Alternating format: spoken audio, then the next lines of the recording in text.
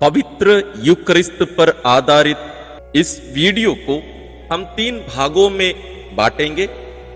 पहला में प्रभु यीशु की वास्तविक उपस्थिति जो पवित्र यूकरिस्त को एक वस्तु से, एक चीज से लेकर एक व्यक्ति में कैसे परिवर्तित करती है, और बलि परिवर्तन के बाद जो होस्तिया या होस्ट होता है उसके एक एक छोटे छोटे टुकड़े में यीशु की उपस्थिति कितना प्रतिशत उसमें रहता है, और हमें पवित्र यूकरिस्त को कितने आदर सम्मान के साथ ग्रहण करना है, इसको पहले बिंदु में, पहले भाग में मनन करेंगे। दूसरे में हमें रविवारीय मिस्सा बलिदान में क्यों सहभागी होना अनिवार्य है, और हो सके तो हर दिन के मिस्सा बलिदान में हम क्यों भाग लें, इस पर हम जोर लगाकर मनन करते हैं कुछ उदाहरण के साथ। तीसरे भाग में हम इस विषय पर मनन करेंगे कि पुनर्जीवित प्रभु यीशु क्रिस्त अपने पुनरुत्थान के तुरंत बाद सबसे पहले कार्य के रूप में पवित्र यूकरिस्तीय बलिदान क्यों चढ़ाए। शायद आप इस विषय को पहली बार सुन रहे होंगे कि पुनर्जीवित प्रभु यीशु सबसे प्रथम कार्य के रूप में पवित्र यूकरिस्तीय बलिदान चढ़ाए, पवित्र मिस्सा बलिदान चढ़ाए। इन तीनों विषयों पर हम इस वीडियो में, इस एपिसोड में मनन करेंगे। आइए हम प्रारंभ करते हैं। द वेल रिमूव करके एक वीडियो है, मैंने यूकरिस्त के बारे में उन लोग इतना सुंदर वर्णन किए हैं, मैं उस वीडियो के लेके उसको हिंदी में ट्रांसलेट करके मेरे चैनल में डाला था। वो वास्तव में ओरिजिनली इंग्लिश वीडियो है। उसमें यूकरिस्त में क्या होता है उसका वर्णन है। वो 5-6 मिनट का एक वीडियो है। असली में पवित्र यूकरिस्त वास्तव में क्या है, ये प्रश्न सही है या गलत है? पवित्र यूकरिस्त क्या है, क्या ये प्रश्न सही है या गलत है? यीशु को हम दिखा के उनकी ओर अपना हाथ इंगित करके क्या हम बोल सकते हैं क्या है? यीशु की ओर या कोई भी मनुष्य की ओर हम हाथ दिखाकर बोलते हैं क्या ये क्या है?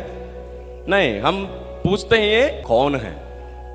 तो ये प्रश्न गलत है। ये पूछना है कि यूकरिस्त क्या है, ये वास्तव में ये जो प्रश्न है गलत है। यूकरिस्त क्या है नहीं है, यूकरिस्त कौन है। मिस्सा बलिदान जब हम बोलते हैं, मिस्सा बलिदान क्या है वो ठीक है, मिस्सा बलिदान जब हम बोलते हैं वो ठीक है, लेकिन जब हम बोलते हैं यूकरिस्त, यूकरिस्त क्या है, ये प्रश्न गलत है। क्योंकि यूकरिस्त कोई चीज नहीं, कोई वस्तु नहीं, कोई कार्य नहीं, बल्कि एक व्यक्ति है। कौन व्यक्ति? ईश्वर का पुत्र प्रभु यीशु क्रिस्त। वो पूर्ण रूप से, वास्तविक रूप से, सच्चे रूप से, तात्विक रूप से यीशु पूर्ण रूप से यूकरिस्त के द्वारा उपस्थित है। यूकरिस्त में नहीं, यूकरिस्त के द्वारा। मैं वो उदाहरण बता रहा था, बोतल में पानी है, वैसे यीशु उस रोटी में आकर उपस्थित नहीं होते हैं। बात को समझिएगा। जैसे यूकरिस्त में ये नहीं होता है कि यीशु उस रोटी के अंदर आ जाते हैं रहने के लिए, ऐसा नहीं है। जैसे इसके अंदर पानी है, बोतल के अंदर हम पानी डालते हैं, बोतल और पानी अलग है ना। पानी मैं फेंक सकता हूं और बोतल अलग रह सकता है। लेकिन जब बलि परिवर्तन होकर, बलि परिवर्तन होता है ना यूकरिस्त के समय, बलि परिवर्तन से लेकर उस समय के बाद से वो रोटी नहीं रहती है। यीशु ऐसा नहीं है कि उस रोटी के अंदर उपस्थित होने के लिए आते हैं, रहने के लिए आते हैं। यीशु उस रोटी के अंदर उपस्थित होने या रहने नहीं आ रहे हैं, बल्कि उस रोटी का परिवर्तन होता है। उसको क्या परिवर्तन बोलते हैं? तात्विक परिवर्तन, तत्व में परिवर्तन होता है। उसको अंग्रेजी में सब्सटेंस बोलते हैं, ट्रांसब्सटैंशिएशन। सब्सटेंस माने तत्व, तत्व में परिवर्तन। वो रोटी नहीं रहेगी उसके बाद, वो यीशु है। तत्व में परिवर्तन ना, ये थोड़ा एक फिलोसॉफिकल टर्म है असली में, लेकिन उस बात को समझने की जरूरत है।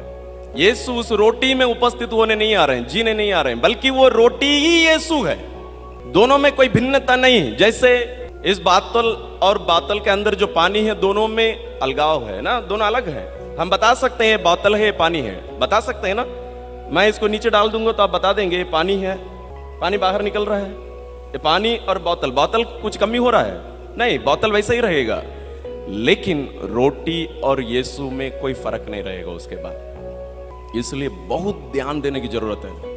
जब हम पवित्र यूकरिस्तीय प्रभु को कम्युनियन के रूप में हम ग्रहण करते हैं, उस समय में बहुत ध्यान देने की जरूरत है हम किसको ग्रहण कर रहे हैं। मैं बहुत सारे जगहों पर देखा हूं, जब कम्युनियन देते हैं आप लोगों के हाथ में क्या क्या रहता है, और छोटे छोटे टुकड़े, भले वो कितने भी छोटा क्यों ना रहे, वो यीशु है।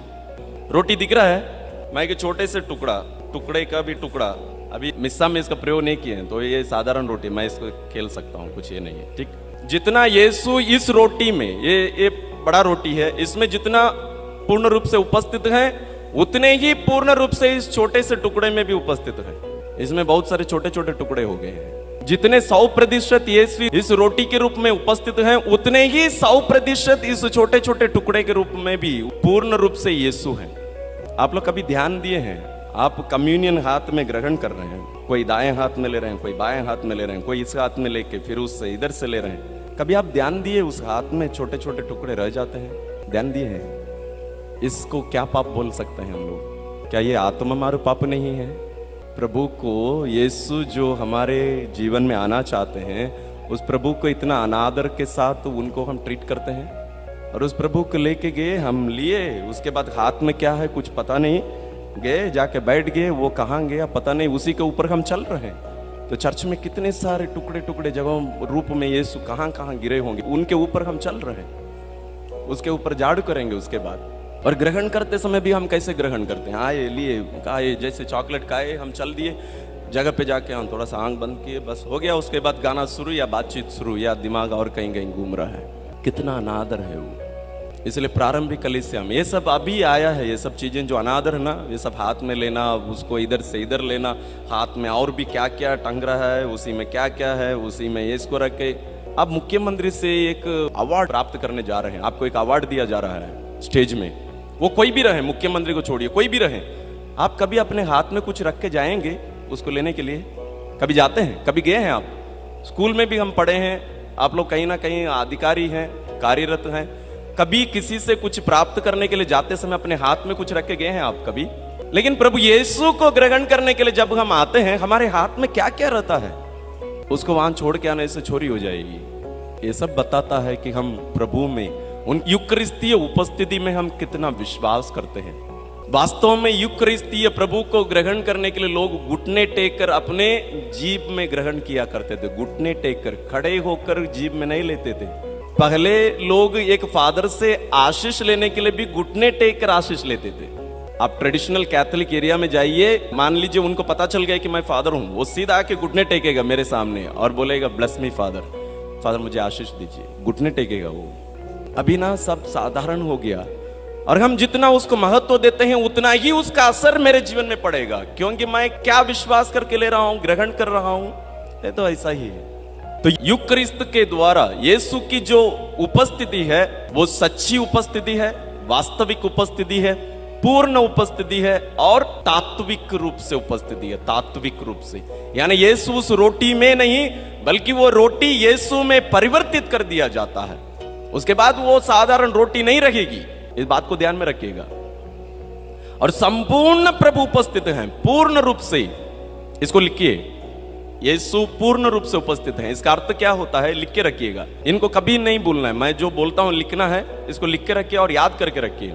शरीर और रक्त, शरीर और रक्त, आत्मा और ईश्वरीयता या ईश्वरीयत्व, दोनों में से कोई भी, यानी अंग्रेजी में डिविनिटी बोलते हैं। शरीर और रक्त, आत्मा और ईश्वरीयता या ईश्वरीयत्व, यानी पूर्ण संपूर्ण प्रभु यीशु पूर्ण रूप से उधर हैं। ऐसा नहीं है जैसे हम लोग चिकन मटन सब खाते हैं, वैसे चिकन का टुकड़ा काट के दे दिया गया है, वैसा यीशु का एक टुकड़ा टुकड़ा हमें नहीं दिया जा रहा है। जैसे मैं इस रोटी को मैं जैसे तोड़कर मैं बताया था, मान लीजिए ये पूर्ण यीशु है, इसमें कुछ परसेंटेज, जैसे मान लेते हैं ये 10% है रोटी का।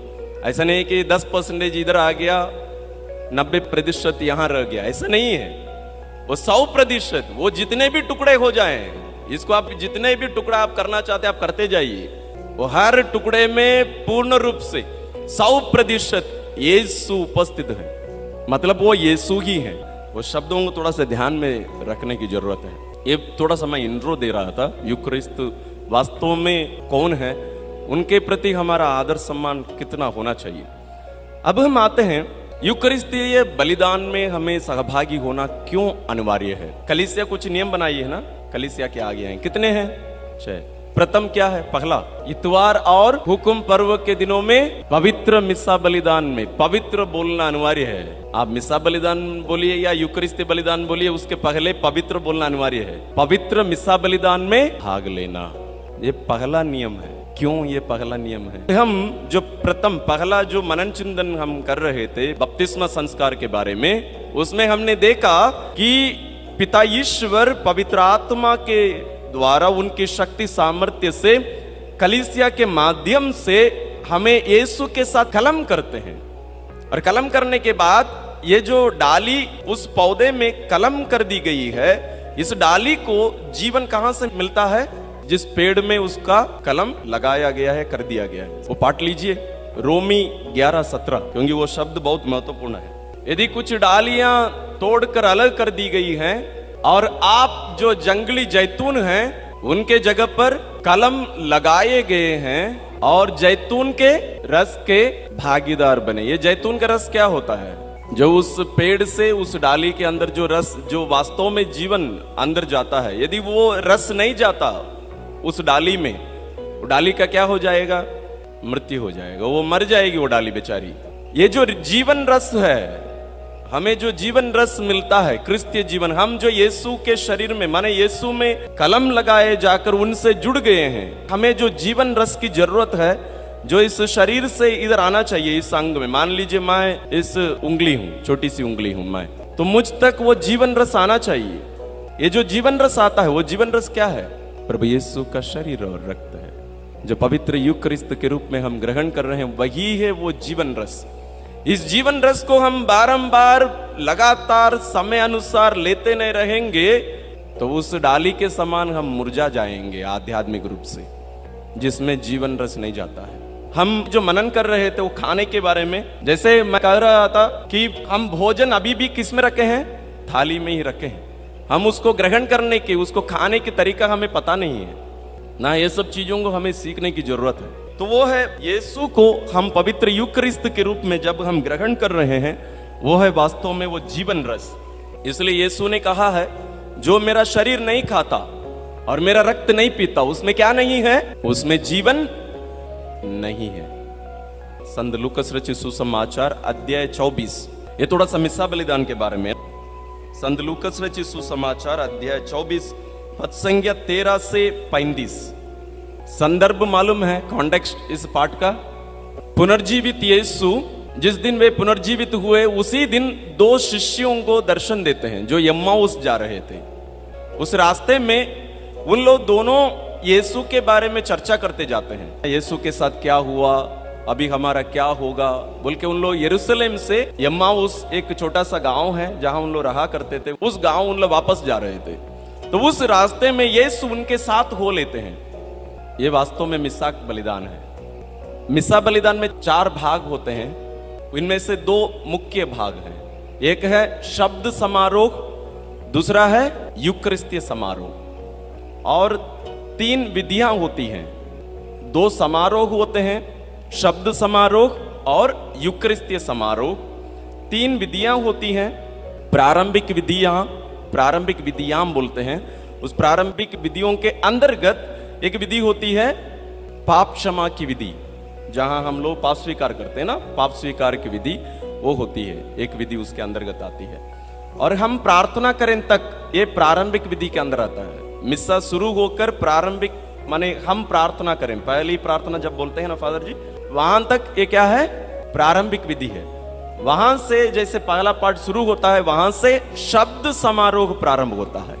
शब्द समारोह कहां तक चलता है? आपके प्रार्थना चलती है ना, विश्वासियों का निवेदन, वहां तक वो शब्द समारोह। चढ़ावा से लेकर यूकरिस्तीय समारोह प्रारंभ होता है। 2 समारोह होते हैं, शब्द समारोह और यूकरिस्तीय समारोह। चढ़ावा से लेकर, जैसे हम लोग एक हमारे पिता प्रार्थना सब होती है ना, वहां तक वो है।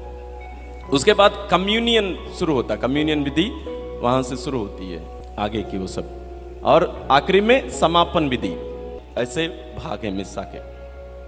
अभी इस पाठ में हम देखते हैं 2 भाग यहां मिस्सा के जो समारोह हैं, 2 समारोह। क्या क्या समारोह बोले?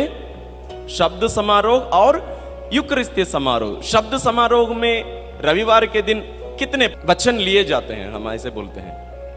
पाठ तो 3 होता है रविवार के दिन, पहला पाठ, दूसरा पाठ सुसमाचार, और भी 2 वचन लिए जाते हैं। बाइबल में ऐसे कौन से पुस्तक हैं जिसका कभी पाठ नहीं पढ़ा जाता है, पाठ के रूप में नहीं लेते हैं? कौन सा है? कौन सा पुस्तक है जिनके अंदर के वचनों को पाठ के रूप में नहीं लिया जाता है? स्तोत्र ग्रंथ। स्तोत्र ग्रंथ गीत है, इसलिए उसको पाठ के रूप में नहीं लिया जाता, लेकिन वो हर दिन के मिसा बलिदान में वो रहता है अनुवाक्य के रूप में। असली में हम लोग अनुवाक्य अपनी इच्छा के अनुसार गा नहीं सकते हैं। आपका अनुवाक्य के लिए जो गीत आप लोग ले रहे हैं, मान लीजिए आप वहां से नहीं पढ़ रहे हैं, वो गीत उन पाठों से जुड़े रहना अनिवार्य है। आप अपनी इच्छा के अनुसार कोई भी गाना लेके नहीं गा सकते हैं। वो अनुवाक्य के रूप में जो दिया गया है, उस अनुवाक्य में जो दिए रहते हैं, आप ध्यान दीजिए, लेके पढ़ेंगे ना, जैसे 3 पाठ अनुवाक्य और सुसमाचार जय घोष, ये 5 एक दूसरे से जुड़े रहेंगे।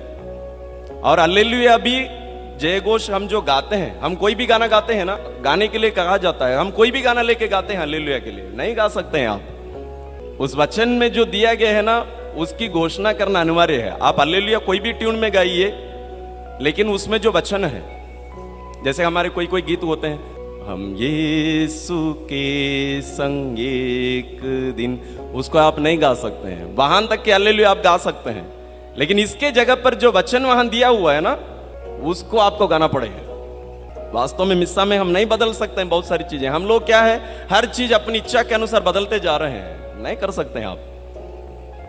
तो रविवार के दिन पाठ के समय ऐसे 5 वचन बाइबल से अलग अलग जगहों से लिए जाते हैं, और प्रारंभ में ही प्रवेश भजन करके एक दिया है वचन से।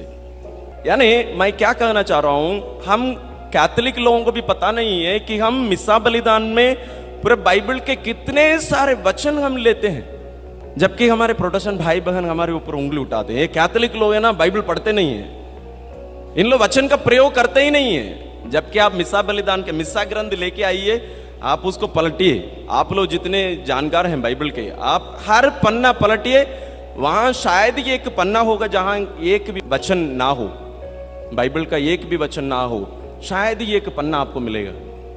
प्रभु आप लोगों के साथ हो, क्या ये वचन में नहीं है या नहीं है? है। प्रभु में मन लगाइए, ये है या नहीं है? माने आप पूरा संपूर्ण बाइबल मिसा बलिदान में एक प्रकार से जीवित होता है, क्रियान्वित होता है, ये एक्टिवेट किया जाता है। एक पुस्तक के रूप में नहीं, एक घटना के रूप में हमारे सामने ये एक्टिवेट कर दी जाती है पूरे संपूर्ण बाइबल। चले हम वापस आते हैं इसमें, लूकस अध्याय 24। इसमें जैसे 2 समारोह मैं कह रहा, क्या क्या है 2 समारोह? शब्द समारोह, यूकरिस्तीय समारोह। यहां पद संख्या 27 देखिए, अध्याय 24 पद संख्या 27, पृष्ठ क्रमांक 139। तब ईसा ने मूसा से लेकर अन्य सब नबियों का हवाला देते हुए अपने विषय में जो कुछ धर्म ग्रंथ में लिखा है वह सब उन्हें समझाया। यह शब्द समारोह है। यीशु अपने उन 2 शिष्यों को पूरा शब्द समारोह समझा रहे हैं। मतलब शुरू से लेकर आखिरी तक उनके बारे में जो भी बातें लिखी हुई थी या लिखी हुई हैं पुराने विधान में, उन सब का हवाला देते हुए, उनका उदाहरण देते हुए यीशु इन दोनों शिष्यों को समझा रहे हैं। तो प्रवचन जो 3 पाठ हैं और जो सुसमाचार जय घोष और अनुवाक्य, इन पर आधारित उसका प्रवचन होना चाहिए, उसकी व्याख्या देते हैं। तो यीशु यहां पाठ पढ़कर सुनाकर अपने शिष्यों को उसकी व्याख्या देकर उन्हें समझा रहे थे। तो शब्द समारोह समाप्त हुआ। तो उसके बाद क्या हुआ? पद संख्या 29 में देखिए, शिष्यों ने यह कहकर उनसे आग्रह किया, हमारे साथ रह जाइए, सांझ हो रही है और अब दिन ढल चुका है। तो दोनों शिष्य यीशु को अपने साथ रुक जाने के लिए, क्योंकि अंधेरा हो गया था, शाम का समय है, तो अभी आप आगे मत जाइए, हमारे साथ रह जाइए। तो यीशु उनके घर में प्रवेश करते हैं, उनके पास जाते हैं, उनके साथ रहने जाते हैं। पद संख्या 30, ईसा ने उनके साथ भोजन पर बैठकर रोटी ली, आशीष की प्रार्थना पढ़ी और उसे तोड़कर उन्हें दे दिया। इस पर शिष्यों की आंखें खुल गईं और उन्होंने ईसा को पहचान लिया, किंतु ईसा उनकी दृष्टि से ओझल हो गए। ये क्या समारोह है? अभी दो समारोह मैं बताया था। एक शब्द समारोह खत्म हो गया। उसके बाद क्या समारोह? यूकरिस्तीय समारोह। वही हुआ ना यहाँ। उन्होंने रोटी ली, उसे लेकर धन्यवाद की प्रार्थना पढ़ी, रोटी तोड़कर अपने शिष्यों को देते हुए कहा। जो कहा वो सब इसमें नहीं लिखा है, लेकिन सब हुआ है। अर्थात दोनों शिष्य अभी तक यीशु को नहीं पहचान पाए। जब यीशु रोटी लेकर उन्हें दिए तो उन लोगों की आंखें, पद संख्या 31 में देखिए, इस पर शिष्यों की आंखें खुल गईं और उन्होंने ईसा को पहचान लिया। अभी और एक प्रश्न पूछ रहा हूं। जब प्रभु यीशु पवित्र यूकरिस्ती की स्थापना किए, कब किए? अंतिम भोज के समय यीशु पवित्र यूकरिस्ती की स्थापना किए। क्या ये दोनों शिष्य जो एम्माउस जा रहे थे, इन लोग दोनों उसमें थे या नहीं थे? यीशु किन के साथ अंतिम भोज किए थे? अपने 12 शिष्य, और कोई नहीं थे उसमें। क्या ये दोनों उनमें से हैं या नहीं है? इन लोग नहीं है, इन लोग वास्तव में नहीं है। तो इनको कैसे पता है कि यीशु है ये? क्योंकि अंतिम भोज में यीशु ऐसे किए थे ना। असली में उसके पहले भी यीशु करते आए थे, लेकिन ऐसे भोजन के समय वो पहली बार था। वो अंतिम भोज के समय रोटी तोड़कर उनको दिए और कहे ये मेरा शरीर है। तो ये दोनों शिष्य कैसे पहचाने कि ये यीशु हैं? वो रोटी तोड़ने के कारण केवल नहीं, यीशु उनको दर्शन दिए, उनको दिखाए, अपने आप को उनको दिखाए मैं कौन हूं। लेकिन तुरंत क्या हुए? यीशु उनकी आंखों से ओझल हो गए। लेकिन ओझल हो गए कहां गए? उनके सामने उपस्थित हैं वो रोटी के रूप में। यीशु उनके सामने रोटी के रूप में उपस्थित हैं। और लूकस रचित सुसमाचार के अनुसार इसके पहले यीशु किसी को भी दर्शन नहीं दिए। आप थोड़ा सा चेक करिए, बाइबल खोलिए। माने योहन अध्याय 23 पद संख्या 50। पद संख्या 50 में क्या बताया गया है? यीशु का दफन। और उसके बाद में अध्याय 24 शुरू होता है। अध्याय 24 शुरू में स्वर्गदूतों का संदेश, यानी यीशु के पुनरुत्थान के बारे में स्वर्गदूत जो स्त्रियां वहां आई थी उनको संदेश दिए थे। उसके बाद एम्माउस जाने के शिष्यों का दर्शन, यानी इसके पहले यीशु किसी को दर्शन नहीं दिए थे। संत लूकस रचित सुसमाचार के अनुसार यीशु इस घटना के पहले, अपने पुनरुत्थान के बाद किसी को भी दर्शन नहीं दिए थे। पुनर्जीवित होने के बाद उनको क्या करना चाहिए था? 12 शिष्यों को दिखाई देना था, उनको बताना था भाई देखो मैं पुनर्जीवित हो चुका हूं। सबसे महत्वपूर्ण घटना होना चाहिए ना। मरकर 3 दिन के बाद जी उठे हैं, जी उठने के तुरंत बाद अपने शिष्यों को दर्शन देना चाहिए था, 12 शिष्यों को, प्रेरितों को, और उन्हें समझाना था। लेकिन यहां उल्टा चल रहा है सब। ऐसे 2 शिष्यों को चुनते हैं जो कभी उनके साथ जरूर शिष्य के रूप में रहे, लेकिन 12 प्रेरितों में से नहीं थे वो दोनों। वो जो 12 प्रेरित यीशु के साथ 3 साल दिन रात साथ में रहे, उनको छोड़कर दूसरे 2 शिष्यों को चुनते हैं और उनको आके ये नहीं बोल रहे हैं देखो मैं पुनर्जीवित हो चुका, मेरे हाथों को देखो, मेरे बगल देखो, मेरे पैर देखो, मैं ही हूं यीशु। ये नहीं बोलते हैं उनको। पुनर्जीवित प्रभु क्या करने आए? पुनर्जीवित प्रभु सबसे पहला कार्य क्या किए? मिस्सा बलिदान चढ़ाए। वो अभी वही तो देख रहे थे। वचन सुनाए, शब्द समारोह हुआ, उसके बाद यूकरिस्तीय समारोह हुआ। पुनर्जीवित प्रभु सबसे पहले पुनर्जीवित होने के बाद मिस्सा बलिदान चढ़ाए। तो आप सोचिए उनके लिए यह यूकरिस्त कितना महत्वपूर्ण था। यह है आज भी। अपने 12 प्रेरितों को छोड़कर ऐसे 2 शिष्यों को चुने और उनके पास भी आकर कुछ कहानी सुनाकर या जाकर मेरे 12 प्रेरितों के पास जाकर बताओ, ये नहीं बोलते हैं उनको, बल्कि उनके साथ चलते हैं, वचन सुनाते हैं और घर में जाकर रोटी तोड़कर उन्हें बताते हैं देखो, और वे उनके सामने से ओझल हो जाते हैं। उनका रूप बदल जाता है। रोटी के रूप में उनके साथ में रहे प्रभु। आप देखिए, इस बात पर ध्यान दीजिए कि यीशु के लिए पवित्र यूकरिस्तीय बलिदान कितना महत्वपूर्ण है। पुनर्जीवित प्रभु का सबसे प्रथम कार्य मिस्सा बलिदान चढ़ाना था। मरने के पहले भी वो मिस्सा बलिदान चढ़ाए थे ना। अंतिम भोज में भी तो मिस्सा बलिदान है ना, उसकी स्थापना। और क्रूस पर भी क्या किए, वो भी मिस्सा बलिदान है। कितने बार दाखरस पीना रहता था पास का भोज में? कितने बार दाखरस पीना रहता है पास का भोज के समय? 5 3 कितने बार? जोर से बोले ना, आप सही बोल रही है। 4 बार पास का भोज के समय 4 बार दाखरस पीना रहता था। आज भी है यहूदियों के बीच में। लेकिन अंतिम भोज में यीशु 3 बार पिए। यीशु 3 ही बार पीते हैं। आप चेक करेंगे मार्कुस रचित सुसमाचार में पलट के देखेंगे ना, आपको पता चलेगा यीशु 3 बार ये दाखरस पीते हैं। पास का भोज में और क्या होना चाहिए? मेमना होना अनिवार्य है। मेमना, बकरा, मेमना, 1 वर्ष का मेमना होना अनिवार्य था। लेकिन अंतिम भोज में कोई मेमना था उधर? लेकिन वास्तविक मेमना वहां बैठे हुए थे। यूहन्ना रचित सुसमाचार में पहली बार यीशु जब सामने आते हैं सीन में ना, उनका क्या बोलना चाहिए, मूवी में क्या बोलते हैं, पहली बार हीरो दिखाई देता है तो एंट्री, चलो कुछ तो है। तो पहली बार यूहन्ना रचित सुसमाचार के अनुसार पहली बार जब यीशु सीन में दिखाई देते हैं यूहन्ना के अनुसार, तो ये यूहन्ना दूसरे एक यूहन्ना के द्वारा बताते हैं। यूहन्ना बपतिस्ता यीशु की ओर इंगित करके अपने शिष्यों से कहते हैं, क्या कहते हैं?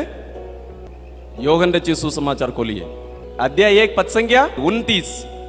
यूहन्ना बपतिस्ता अपने शिष्यों से कहते हैं, देखो ईश्वर का मेमना, ये ईश्वर का मेमना है। इसलिए अंतिम भोज में मेमना और कोई नहीं रहता है, यही मेमना रहता है। और ये मेमना क्या कहता है? रोटी लेकर क्या कहता है? हर मिस्सा बलिदान में वही सुनते हैं, ये मेरा शरीर है। और दाखरस भरा कटोरा लेकर कहता है, ये मेरा रक्त है, ये नूतन विधान का रक्त है जो तुम्हारे लिए बहाया जा रहा है। ये सब यीशु कह रहे हैं। मैं कह रहा था यीशु 3 बार की दाखरस वहां पिए अंतिम भोज के समय। चौथा कहां पिए?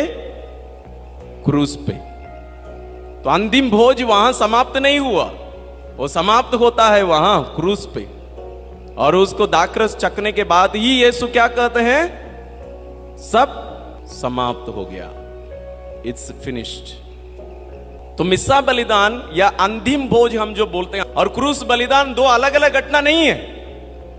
अंतिम भोज जहां यीशु अपने 12 शिष्यों के साथ रोटी खाए, दाखरस पिए, और दूसरे दिन क्रूस पर जो मरे कलवारी पहाड़ पर, ये दोनों 2 अलग घटना नहीं है, दोनों एक ही घटना है।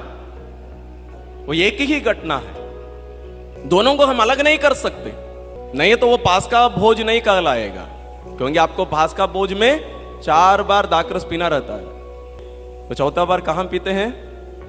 क्रूस पर, मरने के जस्ट पहले दाखरस चखे और अपना प्राण त्यागे। और इस बलिदान में जब हम सहभागी होने के लिए आते हैं, भले रविवार हो, साप्ताहिक दिनों में हो, हमारा मनोभाव किस प्रकार होना चाहिए? देखिए, एक वीडियो में था 5 कारण क्यों हमें मिस्सा बलिदान में सहभागी होना है ना। मिस्सा बलिदान के बारे में चैनल में आपको बहुत सारे वीडियोस मिलेंगे। और अभी एक मिस्सा बलिदान के एक खंड को लेकर अलग अलग लेकर उसका एक्सप्लेनेशन देकर मैं वीडियो बना रहा हूं। उसको आप लोग ध्यान से देखिएगा, क्योंकि ये हमारे जीवन का आधार है। इस वीडियो में हमने 3 विषयों पर मनन किया। प्रथम, प्रभु यीशु की वास्तविक उपस्थिति और उस उपस्थिति कैसे पवित्र यूकरिस्त को वास्तव में प्रभु यीशु बनाती है और कितने आदर सम्मान के साथ हमें उन्हें ग्रहण करने की जरूरत है। दूसरे बिंदु पर हमने ये देखा कि कैसे जो संबंध बपतिस्मा संस्कार के द्वारा स्थापित की गई है, उसके कारण और उसके द्वारा प्रभु यीशु क्रिस्त को पवित्र यूकरिस्त के रूप में ग्रहण कर उनके शरीर और रक्त से पान कराए जाकर, उनके शरीर और रक्त से पोषित होकर हम यीशु के साथ कैसे एक होते जाते हैं, इस पर हमने मनन किया। और तीसरे बिंदु पर हमने देखा है कि पुनर्जीवित प्रभु यीशु क्रिस्त सबसे प्रथम यम्माउस जाने वाले उन शिष्यों के साथ होकर पवित्र यूकरिस्त बलिदान कैसे चढ़ाए और क्यों चढ़ाए, इन बिंदुओं पर हमने मनन किया। आइए हम ईश्वर को धन्यवाद दें कि वे हम निरे मनुष्यों को न केवल अपने पुत्र को दिए कि वे आकर हमारे समान जिए, हमारे बदले में मरे, पुनर्जीवित होवे, बल्कि आज उन घटनाओं के 2000 साल बाद में भी उन्हीं घटनाओं को उपस्थित कराकर, वर्तमान बनाकर, उन घटनाओं के फलों को आज हमें दे रहे हैं और हमें अपने पुत्र में परिवर्तित कर रहे हैं। तो ईश्वर को हम धन्यवाद दें और इन महान रहस्यों को हम समझें, हमारे जीवन में उचित महत्व इन्हें दें और अपने जीवन में इनको जिए। ईश्वर आप सबों को आशीर्वाद प्रदान करें और मैं आशा करता हूं कि आप जो कुछ सीखे हैं इसमें से आप इसको अपने जीवन में अमल करेंगे और दूसरों को भी सिखाएंगे। और वीडियो को जरूर अपनों के साथ शेयर करिए और कमेंट्स में जो कुछ आप सीखे हैं उसको भी लिखिए ताकि ये दूसरों तक वीडियो ले जाने में हमारी मदद करे।